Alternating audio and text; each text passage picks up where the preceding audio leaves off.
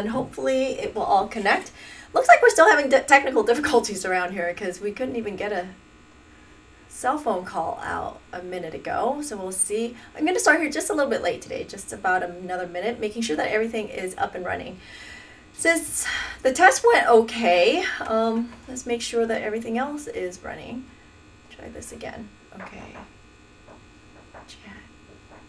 Hopefully, Titus is somewhere behind me. Hopefully, he is going to behave for us today. Let's see. He's on a line, tethered out in the yard, and the patio door is open, so we see. Hi, Linda. Okay. Linda, can you give me a quick sound check? Let me know that you can hear me.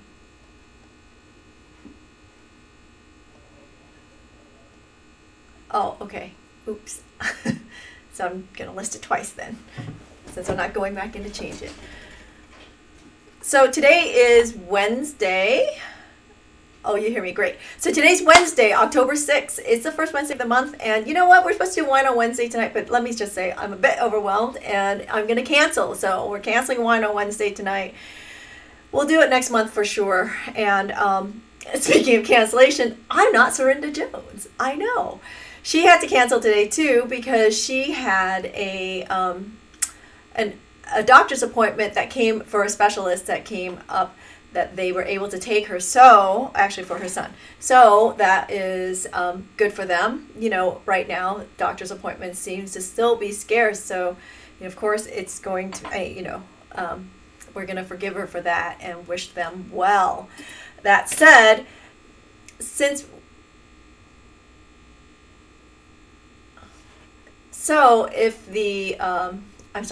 we didn't get this done on Since we didn't get this done on Monday, sorry, things are sort of nuts here. We're going to go ahead and do the start from scratch today. Andy's telling me that my Facebook is not up and running. Q-Talk is running, but I'm not so worried about that. According to my system, honey, it shows that it is pushing up there. You might not see it, but supposedly it is pushing. So, oh well. But we are at least simulcasting on 3 channels today. We're on YouTube, Twitch, and Q-Talk on Facebook. So let's get started. I know, it's just sort of a messy week. It's a messy everything. So why not start from scratch, right? And get this all together. Oh, wait, somebody says they hear and see me on Facebook. Okay, good. That's great. Andy doesn't see it, but that's fine. Thanks for letting us know that you're out there. Really appreciate it. As always, we ask that you go ahead and comment and say hi. That helps our algorithm. It lets us know that you're out there instead of just lurking. We don't like lurkers. Okay, so start from scrap. It was a concept that was brought up to me. It is also something that we've been talking about for the last, 6 or 8 months. And I got a little phone call about 6 weeks ago. Say, hey, it would be really great if we could do something with all the scrap material that we have. And it really pushed me a little bit more into actually doing it. And I know that we all have scrap. If you don't, you need to save it, or you should save it. I'll say it like that. You should save it because these are renewable material that can be reused. It can be turned in for money, especially when silver goes to $29. It's worth a lot more money than what you pay for it usually. And if nothing else, you can do some casting with it too. There's lots of places that you can turn in your scrap, but like many other artists, I have all kinds of piles of scrap. They're all organized in a very weird, esoteric way that only I know what it's all about. So in approaching this series, I've been thinking about, what all can I do with my scrap? And I was really going to literally start with a pile and just start from the very beginning. But then I got this idea for this project today, and so we're going with that. So I don't know how it's going to go, but it'll be a little bit more, it'll be fluid. That I can say. But we'll do this, I don't know, maybe 6-8 weeks, we'll see, on Mondays typically. But so what we're doing today is what can you do with your sheet scrap, right? I cut a lot of discs, and I'll show you. So I cut a lot of discs, and on one of my other benches is where I do all my disc cutting because it's a really stable surface, and I just dedicate it there. And that's also where my bench shear is. So I keep my cutting utilities all together, we'll say. And so what I've done is I just have a container over there so that I don't have to consistently walk all my scrap to a different area, but I keep a box over there for copper, brass, and silver, because we all know I'm not working in gold. Anyway, so it ends up being all of my sheet scrap that's over there.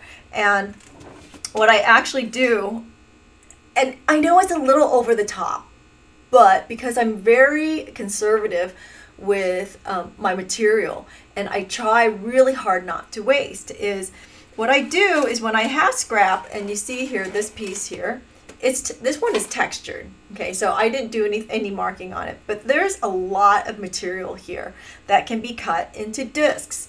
And if I have the time after I've cut this, clearly I didn't when I cut this one, but if I have the time, I'll go ahead and punch out some discs based on whatever size I have. And I'll just leave it there in a pile, and then I'll have discs available to me in different sizes when I'm ready. But what's also nice is when you have areas that are really small, like this. Okay, hello? So areas are really small like this because you can cut teeny weeny little discs. And they go down even smaller. This one is a second to larger. So this is a disc cutter that we have on our website, but it goes even smaller than that, and you can get into these tiny little spaces and definitely save the material and save yourself a little money, because these little discs are not that cheap to buy. And besides, what are you going to do with this too? I do with this anyway. So that's what I do with my sheet scrap. But where the anal retentiveness comes in is, predominantly my sheet scrap is 24 gauge.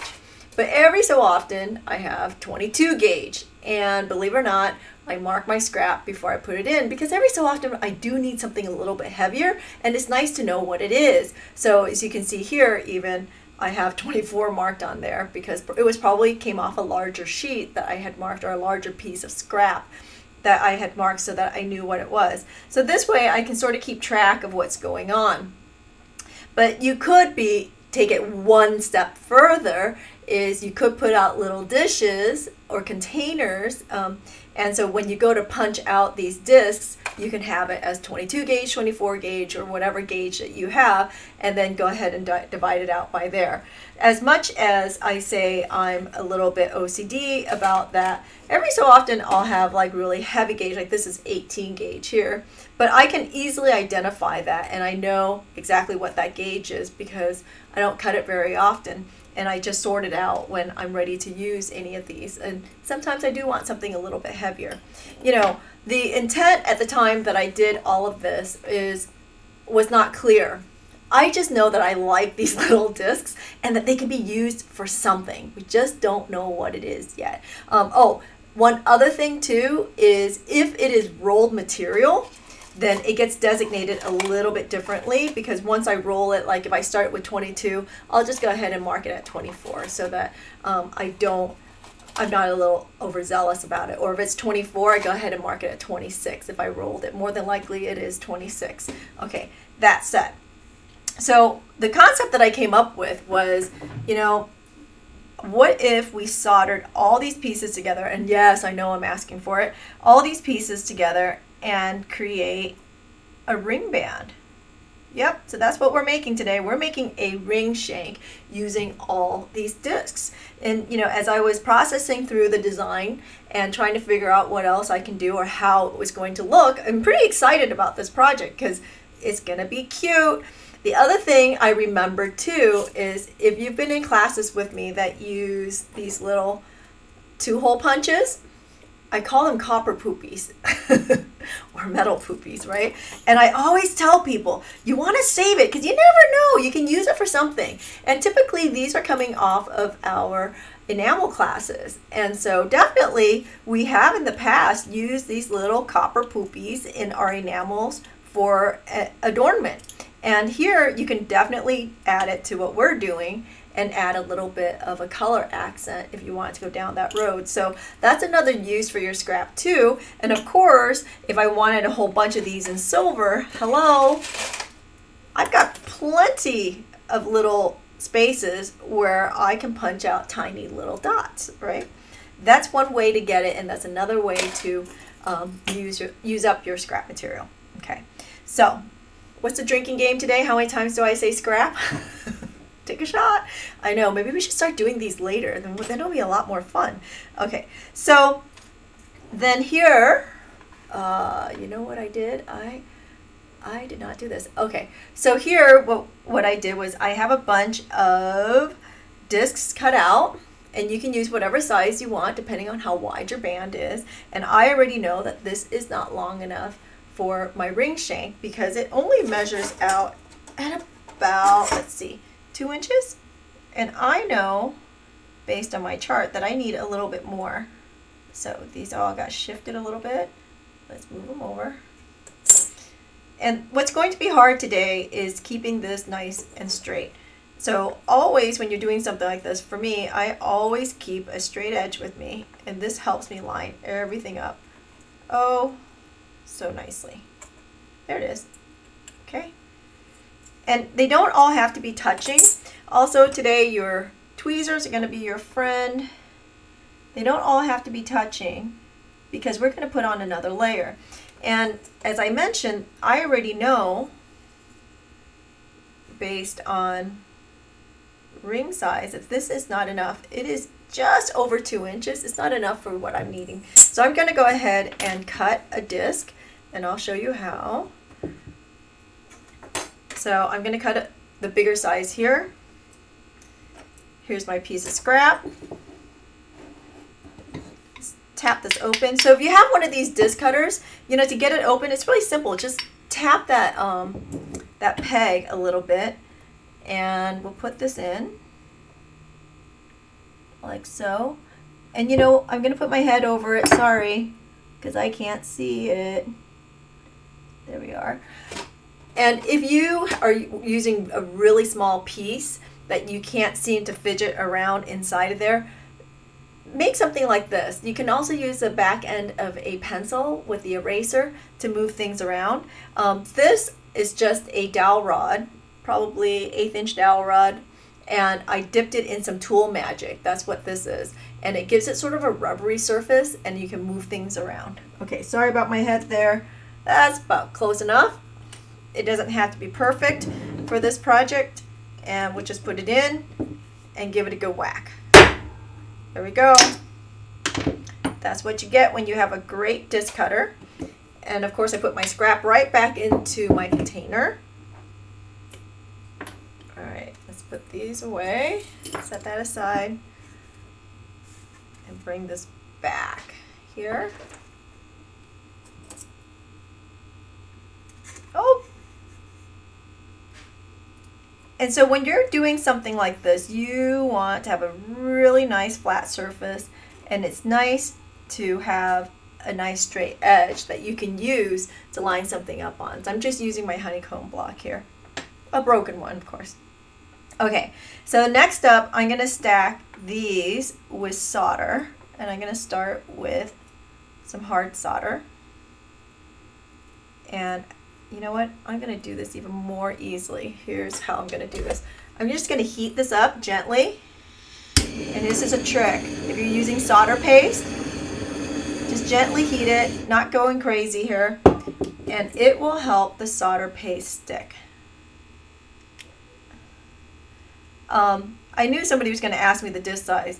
I actually don't know. I gotta measure it. I forgot. And I'm just going to dab it. I'll get back to you on the disc size here in a second.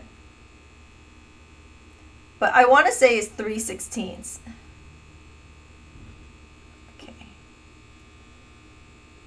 See, once it's warm, it's really easy to, it's easier to place the solder. Just a little bit. There.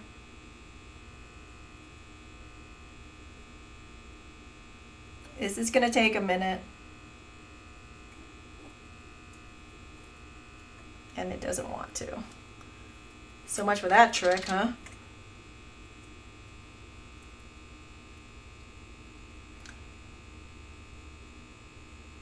There we go.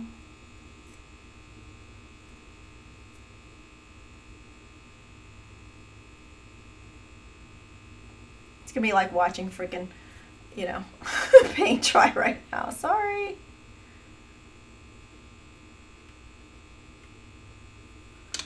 Okay. A little more there. A little more there. We'll push these two back together here in a second. Okay.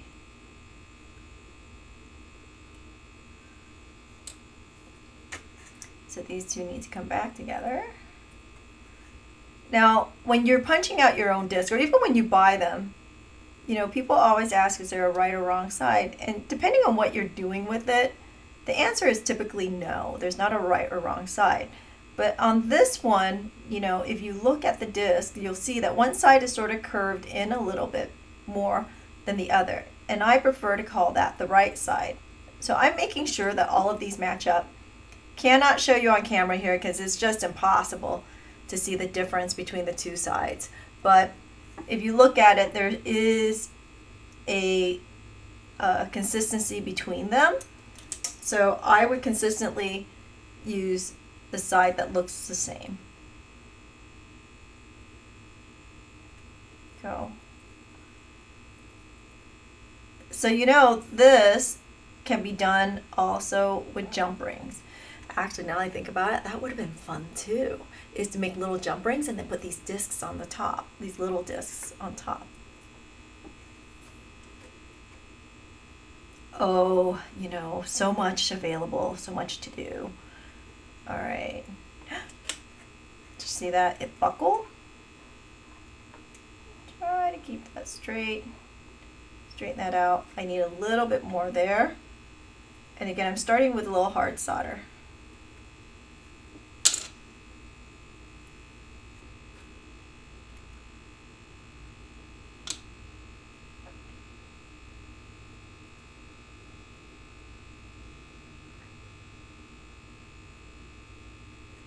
Okay.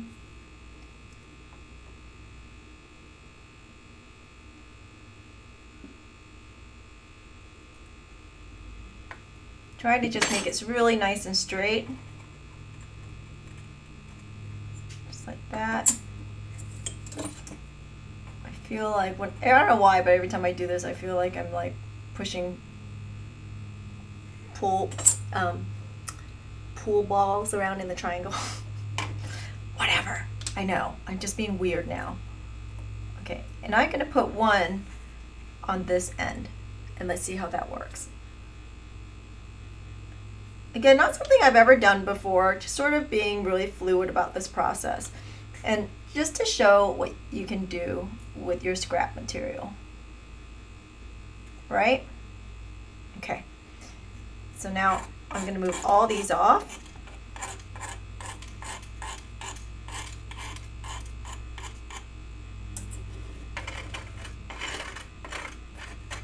And let's get them soldered. Okay. Wish me luck. It's a lot of little pieces. So we heat the whole thing.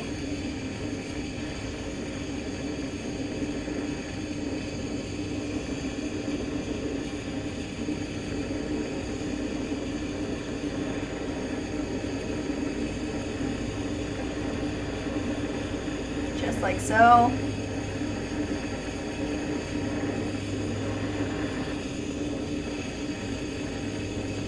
And then we'll heat on one end and work our way to the other as they solder together.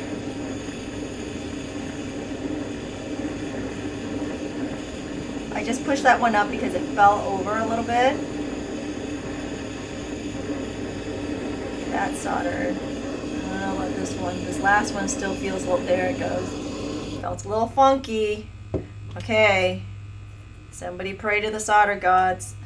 I don't know, I feel like, oh, I was right. I was gonna say, I feel like that one didn't attach, and it did not. So I'm gonna go ahead and just quench that throw it in the pickle, and then we'll do that on this next round. Okay, so far so good. Only one didn't happen. We'll see, we'll see, we'll see. Anyway, well, the weather has turned. We have a nice fall day. Yay!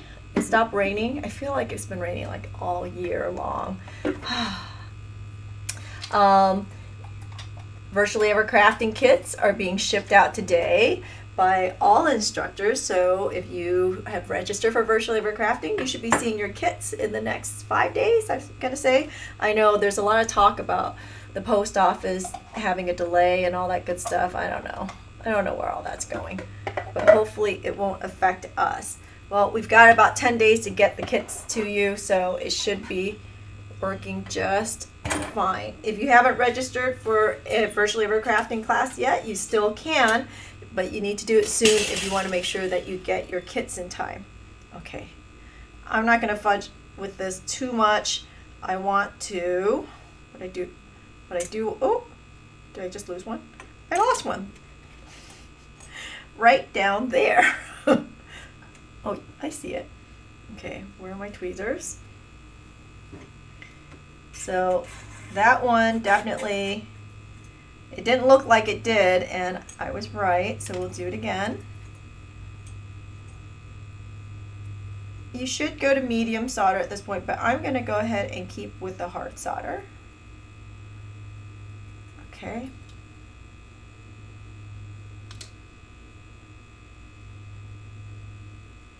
Go.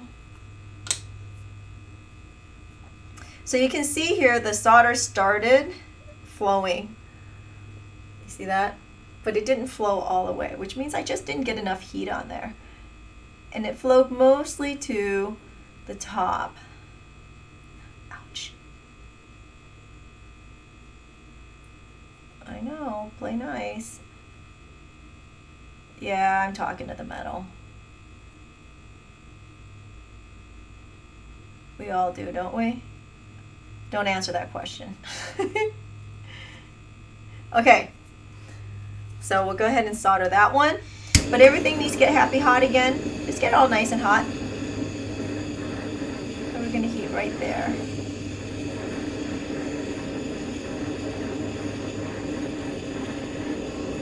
You do want to make sure that these solder joints are really good, because we're going to bend this.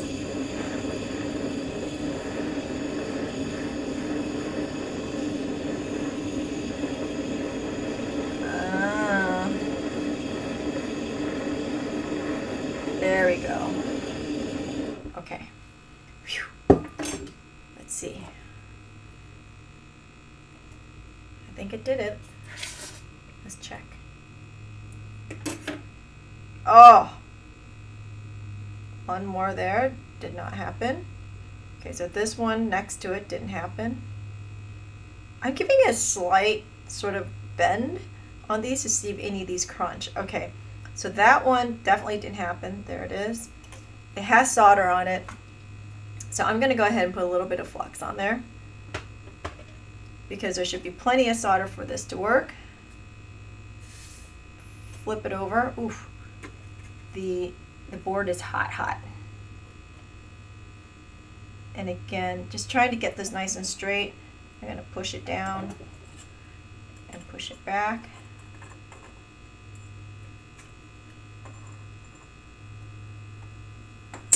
Okay, so it was the one next to it.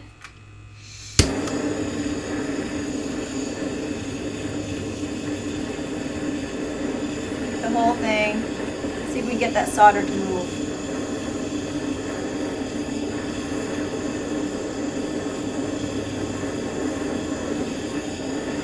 Come on.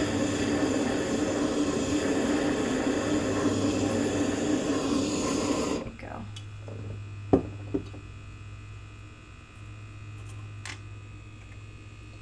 Okay, let's quench it and check it again. I don't have that much confidence. I have some confidence. Oh, okay, good. Throw it in the pickle real quick. Let's pull out that ring mandrel. Set this aside. All right, you know, one thing I was going to do too was I was going to use my Gentech for this next joint. It'll make my life a lot easier if I do that. So hold on. While it's pickling, I'm going to go turn on my oxygen concentrator.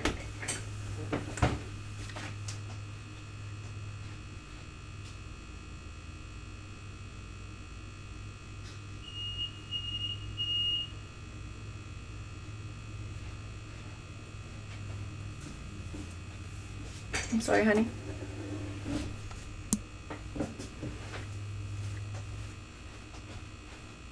Okay. So 5/16. No. Let's see, 3/16 and 1/4. Okay. Okay, so the disc size on it, I went and checked, is 3/16 and 1/4 inch is what the two disc size I have. You can definitely go up a size, or you can even go down a size, depending on how much you want to torment yourself. It's easier if you go up a size. That said, okay, let's see if I can get my torch started today.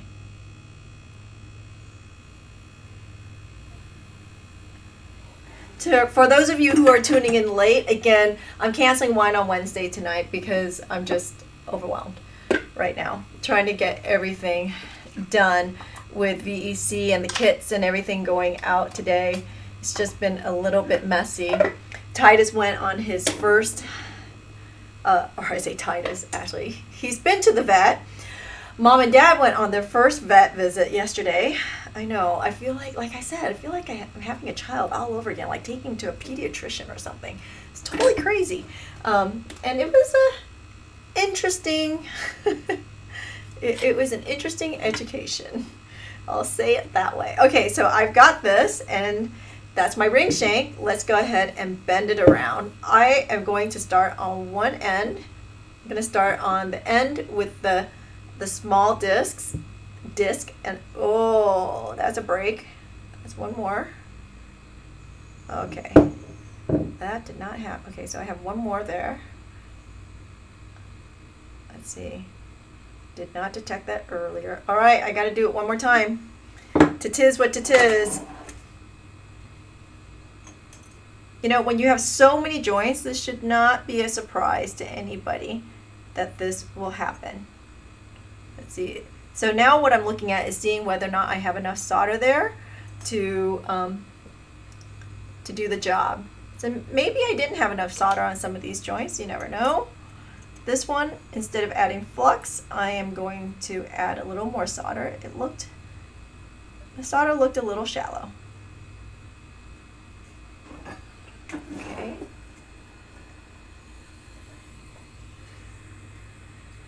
Heat the whole thing gently, and then heat right here. Should happen pretty quick with the Gentech, because we're burning at a much hotter temp. Did you do it? I didn't see it flow, but it got so red. You know, when it gets that red, you got to assume that it's happened, or else you're going to be melting something. I can't say I feel confident about it, but we'll check. Give it a quench.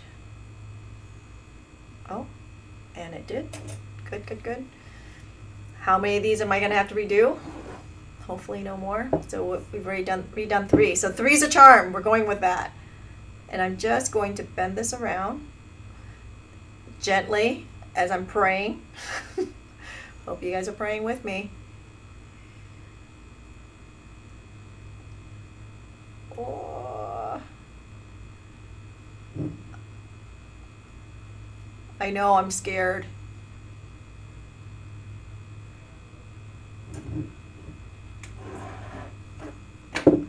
Okay, so I can never remember my ring size. I believe we are going for the 7, but I always start small at the 6. I notice it just like worked its way right up to a larger size. And now, okay, so you see my overlap. I really want the small one on top, and I'm going to be going over this one. So I'm going to bend this out a little bit and bend it down. so stinking scary there. Okay, so there we are. I'm holding it at that 7, and I think this is actually, shocking but true, might just be perfect.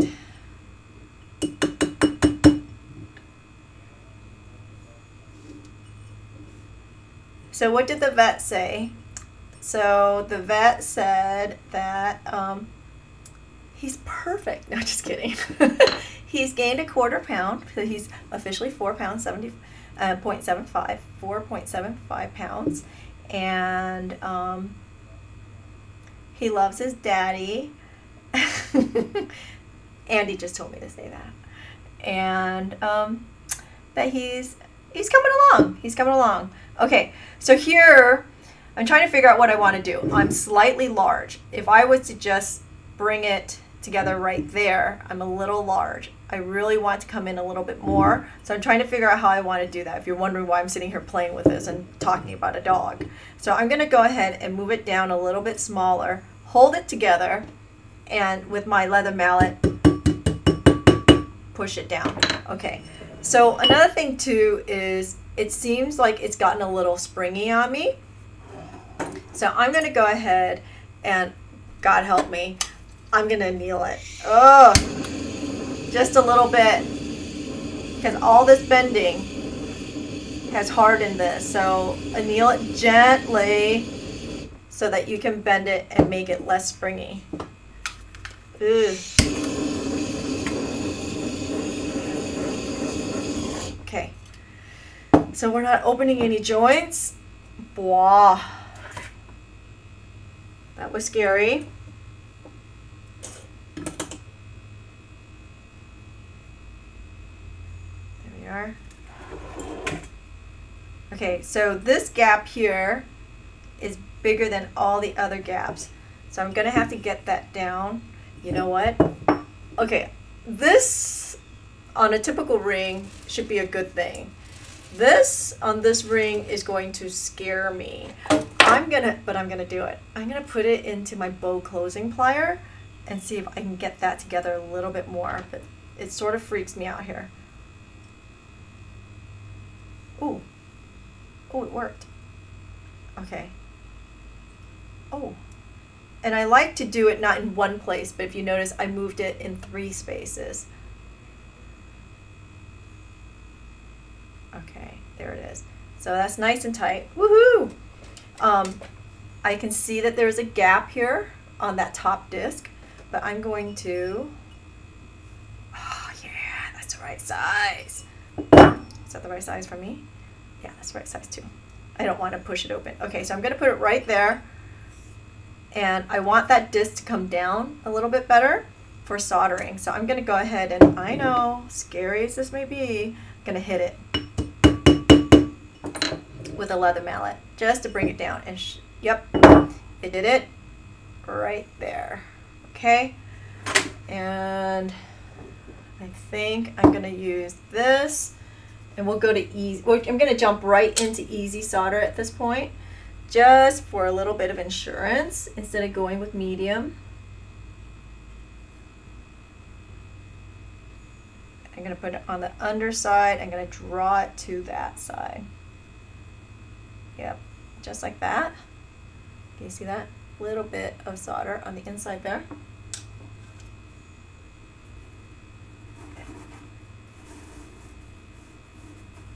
Okay, put it in some pumice.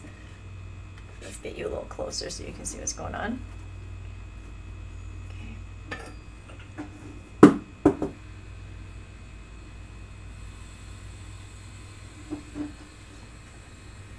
So I'm just going to heat everything a little bit, and then I'm going to heat right there.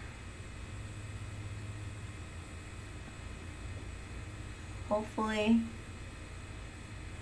I don't open up any of the joints. Again, what's nice about this Gentech is I can be a little bit more precise about where I'm heating. I'm going to flip that over and take a look. I did not see it flow, but hey, from the bottom, you see that? You can see that it has indeed flowed.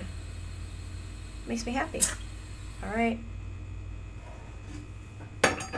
Let's go back. Okay. Oh, yeah. Yes. Telling you, it's the little things in life. Into the pickle it goes, and then we're going to polish a little bit. Should we oxidize? I don't know. Maybe not. We'll see. We shall see where this is going. So it was a lot simpler than I thought. I thought it was going to be even more disastrous. But what's sort of fun about this project too is what else can you do with it? Okay. So with all these little discs and these little pieces, you know, you can add a stone here. You can make this as the base of your ring shank and, you know, do a bezel setting on top of it. It's making me think. Do I have a bezel here? I guess I need a stone first, but let's see. I do have a little bezel. I'll show you what it looks like. So I have this little pre-made bezel here, made of gallery wire. And, hold on. Grab a stone. Let's see.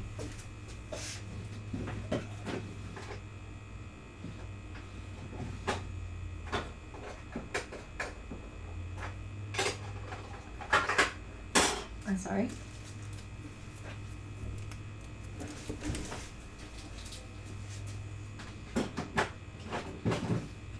You're completely broken up. I don't understand you.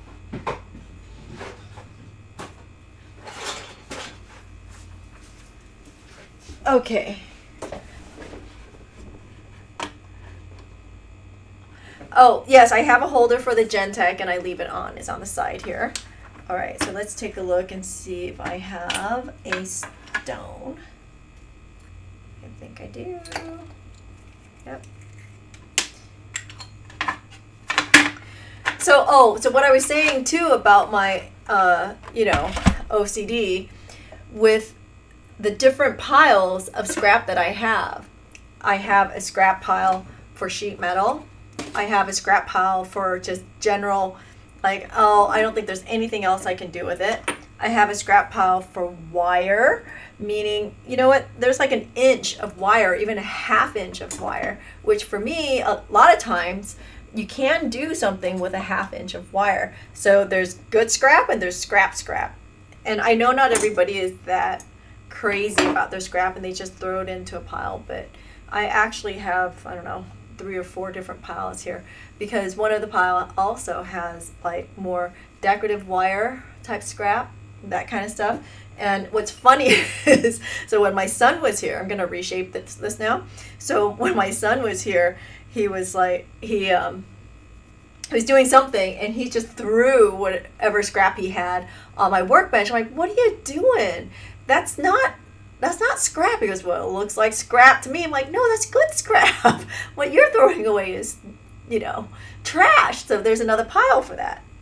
Yeah, I know. Can you imagine having that conversation with him? Anyway, okay, so I'm going to put it right in here and we're going to shape it.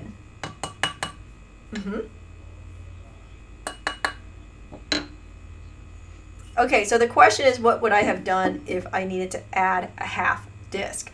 I would have figured out a way to make halvesies on each side of the pattern to try to match it up to disguise it the best that I can, So if I was coming over, and just now and needed more room, I would have probably taken this last disc off, cut some of the I would have cut some of the large disc on the back, like maybe a third of it off, and then I would have taken this last disc off, taken a third of that off, put it together and soldered the small disc on top. It would have disguised it the best. So it depends on how much you need and which way you're going, but it takes a lot more work to do that. I just got crazy lucky on this one. So here I could do this if I wanted to. Speaking of, right? Stones, I could have put this stone in here. Again, this is just a bezel cup that I happen to have sitting here. And you could do something like that. I will also tell you here, because these were cut, they were cut here and they weren't tumbled, the discs. I have sharp edges, so I'm going to take those sharp edges off really quickly here. Let's see. A little bit of sandpaper. You know what, actually, I don't know why, I never remember that I have these. And I should use these more often. These are half round sanding sticks. We have these on our website too. And it is great on the inside of a ring. Actually, this one, I need a little bit more oomph to this. Let me see. Here we go.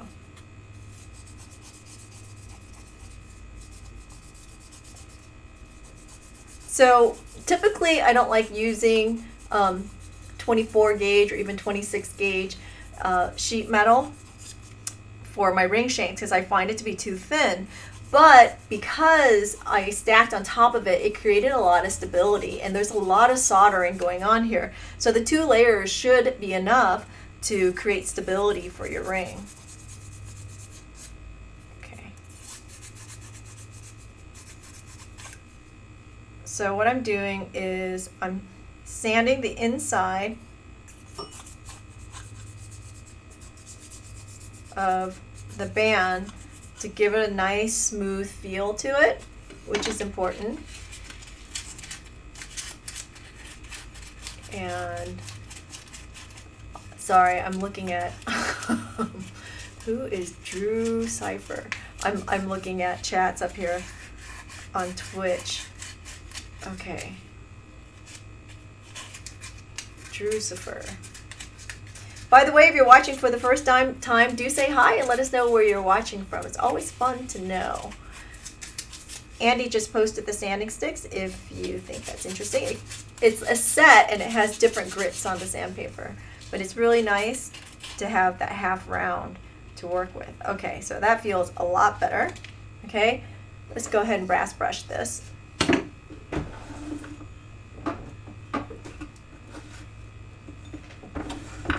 So Amanda says that 224 gauge sheet is the same thickness as a 18 gauge. So there you have it. You know what? I didn't even know that. That's great. Okay. So, you know, it should lend itself to a lot of stability. And here I've got a wood ring mandrel. It saves your hands when you're doing these kinds of things instead of just holding on to it. It's great for polishing. So you can see I have holes in it, so it's great for drilling round surfaces too. But this is pretty much it. It should polish up really nicely, and it did. You know, you can go ahead and oxidize this if you want to, or not. Let's see, some steel wool for the inside. I'm going to clean that up, and we're going to be done here in just a second, but I'm pretty excited. If you want to add more embellishment, I would have done it before I bent it into a circle, okay, into a ring, because it's easier to solder on a flat surface than it is on a round surface. But let's show you what it would look like. There we are. I'm digging it. Okay, so what it would look like if you were to add another color. Where's my tweezers? There we go. So here, you could have gone with another layer like that and gotten this even more substantial. It's sort of fun. Or you could have gone with something like this, or even grains, right? Doing a granule.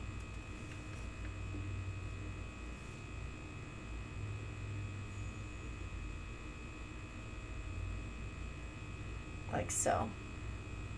See? So you can add these little embellishments and make it a two-tone, or even do it in silver. So, you know, back to the question really quickly regarding the size, okay, of the ring when I made it flat. You know, you can look up a size chart, and I do have it on qfomgray.com, if you go into more stuff under blogs, under my Ever Crafting, there are charts there as to what size a ring shank, how many inches you need to make a certain size ring shank, and that will also get you started and a lot closer to the size that you need. And it's never perfect, but at least you have something to aim for, right? So, but typically, just so you know, most rings are somewhere between 2 1/4 and 2 3/4 inches. Is somewhere that your average sizes are going to be in there. Of course, your size 5 is going to be a lot small, or I'm sorry, your size 4 is going to be a lot smaller than your size 8. But you're somewhere between a 6 and a 9 between this 2 1/4 and 2 3/4 inches, and that's how I knew where I was with this. Okay, so again, that's on my website, but you can also Google ring size charts, and it should come up, and it'll tell you what the diameter and the circumference that you need is. So you're working on the circumference measurement so that you know what the linear measurement is when you're soldering it flat. So hopefully that helps. And let's see, any other questions? I think you guys have asked all the important questions that I didn't cover. Anyway, so you got anything else, honey? I think that's it. Okay, so that's it for me today. Thanks for hanging out. Thanks for your patience. It's been a crazy week. I'm hitting the road and going to a wedding this weekend to Wisconsin, and I'll be back on Monday with another start from scrap, and then we're going to do another UFO starting next Wednesday. That'll be an interesting one. It's going to be a big ring next week, so we'll see. And again, Virtual Ever Crafting is still registering. Two more things. Metal Immersion in Lansdale, PA for January.